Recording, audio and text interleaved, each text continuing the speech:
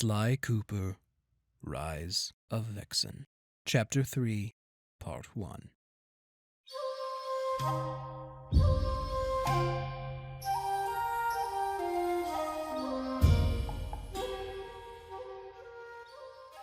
If that's the case, we'll need to get into that temple, Bentley said, typing madly at his computer to check the other cameras in the area.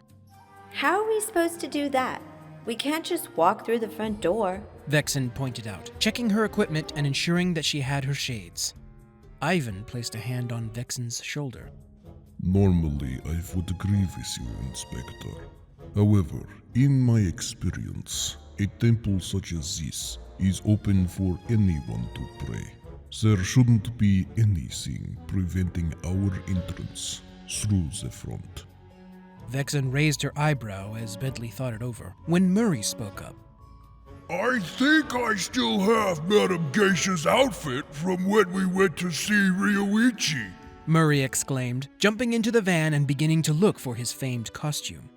That isn't what we need, especially here, Murray. Ivan reprimanded, lowering his brow in agitation and shock. Why not? I can pull this off easier than cracking skulls. Murray rebuffed excitedly. Because it would be a gross offense to this culture by sending a geisha to a temple. This will require much less grandeur.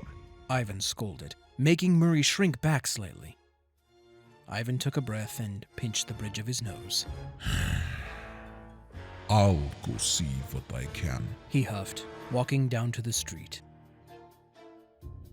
Something across the street caught his attention just before turning into the front entrance. Standing on the street corner was someone he could have sworn was dead. Constable Naila. He remembered attempting to work with her to find the infamous Notes of Da Vinci, and together they would bring them to Arpeccio to create the ultimate in flying machines. However, Naila betrayed him and went to Arpeccio with the notes by herself. Ivan also heard of her supposed death when trying to take Clockwork's body for her own. What is Naila still doing alive? Another truck drove across his vision, and Naila disappeared once it had passed.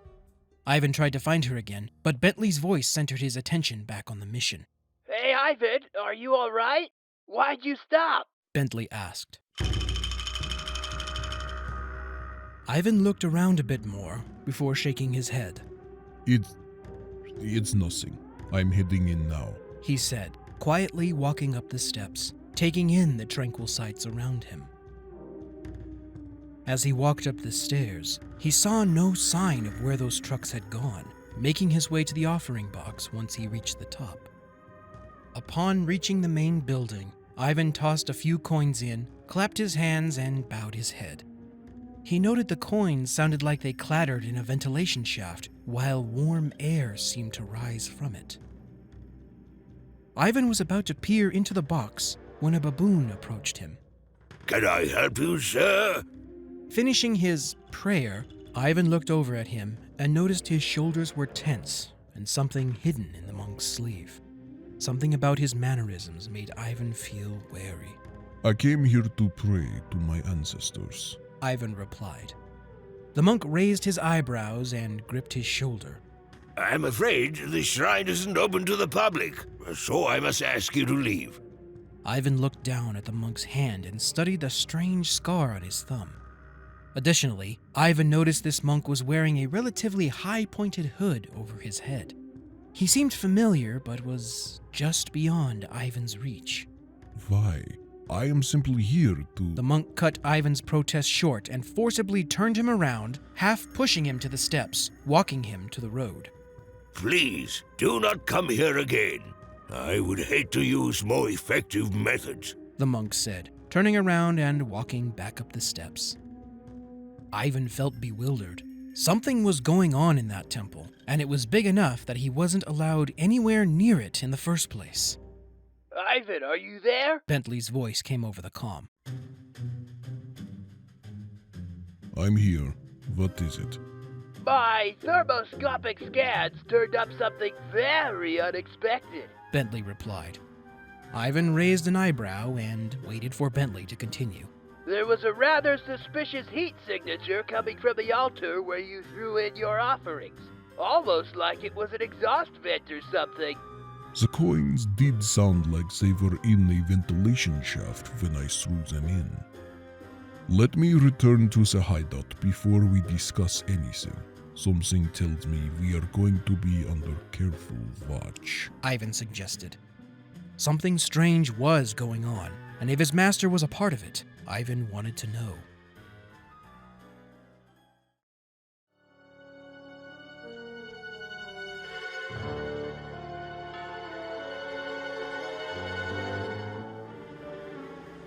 Who was that, Mandrill? The canine asked, looking over the microchip conveyor belt loading a padded box. Mandrill came down the stairs, taking the monk's robe from around his shoulders and hanging it on a hook. It was no one of noting. An old wolf came to pray. I promptly escorted the idiot to the bottom of the stairs. The one looking over the chips walked to Mandrill, his yellow eyes glowing in the low light. You, in all your intellect, didn't notice who it was? The man asked, making Mandrill feel agitated as he neared. He was large and had an accent from Ukraine. Might have been a tourist. Mandrill shrugged. The canine huffed as his pointed ears lay back, as a second voice surfaced while he spoke. You fool!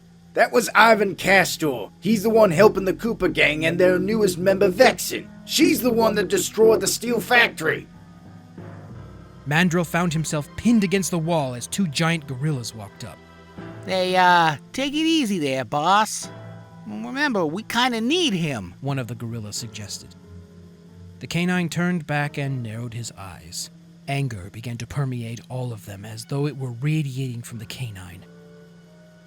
After a few minutes, he took a breath and released his grip on Mandrill, calming himself and straightening his jacket before rubbing his temple. You're right, Julian. I must remember that this is only a temporary arrangement, he said, pulling Mandrill to his feet while simultaneously stepping into the light.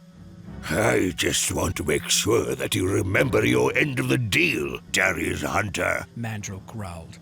He remembered when this Doberman had unburied him in the collapsed Cooper vault, promising to excavate it in exchange for using his advanced intellect. I haven't forgotten, Doctor. Remember, I have your criminal file. I can easily make you the world's most wanted with just a phone call. That Inspector, Carmelita Fox, was nothing compared to the force I would send after you. Darius grinned as he left. Mandrill growled, but returned to his work of making the biomechanical computer chips and his crown jewel, an array of chips surrounding a potent processor capable of transforming emotion into an endless supply of restorative energy and mechanical power. As Mandrill looked over the provided schematics, he couldn't help but feel that he had seen this setup and its conversion properties somewhere before.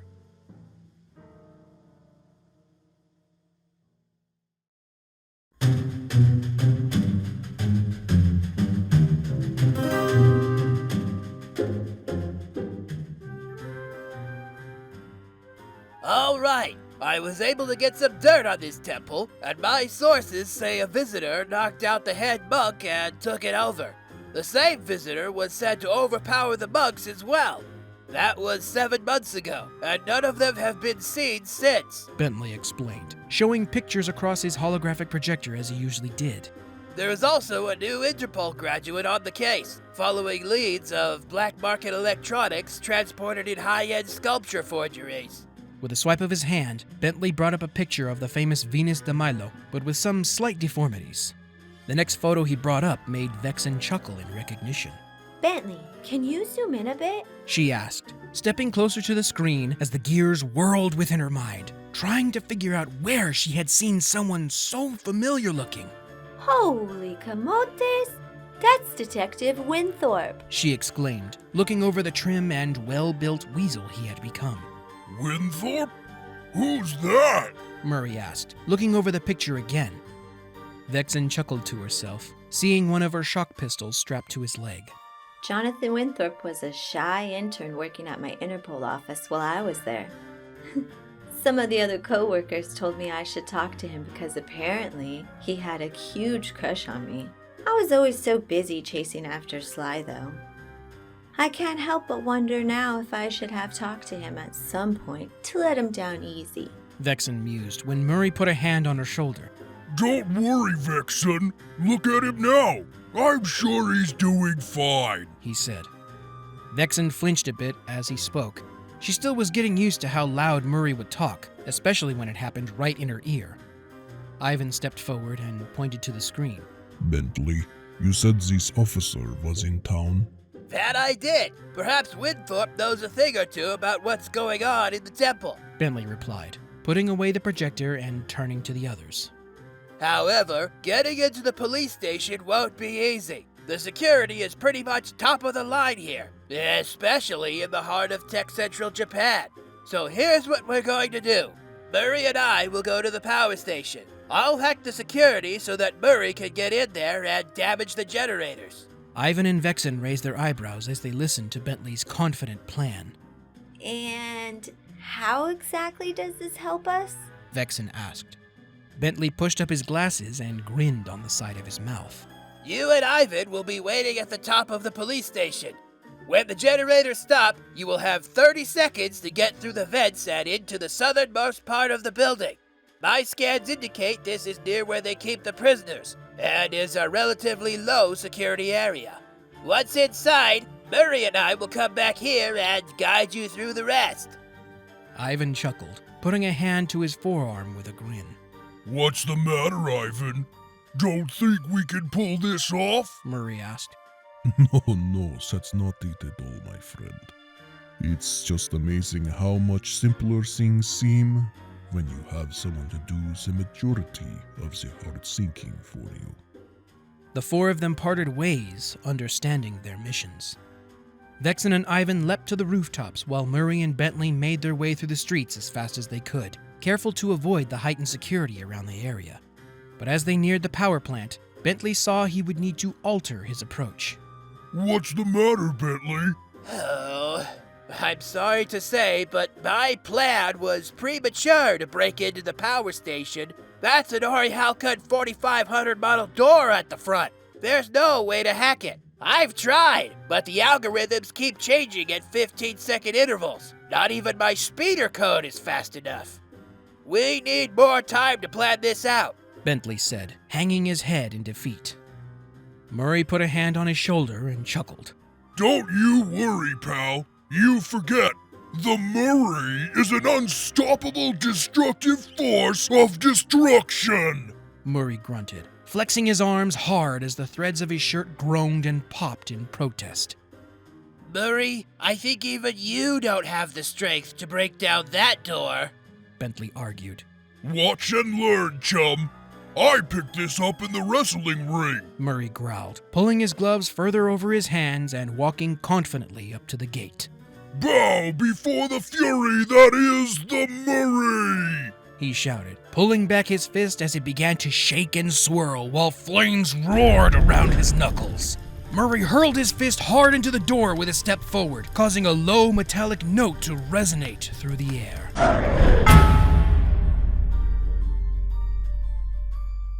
Bentley waited for the gate to fly through the air. Instead, Murray left a dent and proudly stood with his fists on his hips. Murray, I told you that. Bentley was interrupted when Murray held up his hand and snapped his fingers. The door shuddered, shaking the ground as it crumbled into small bits.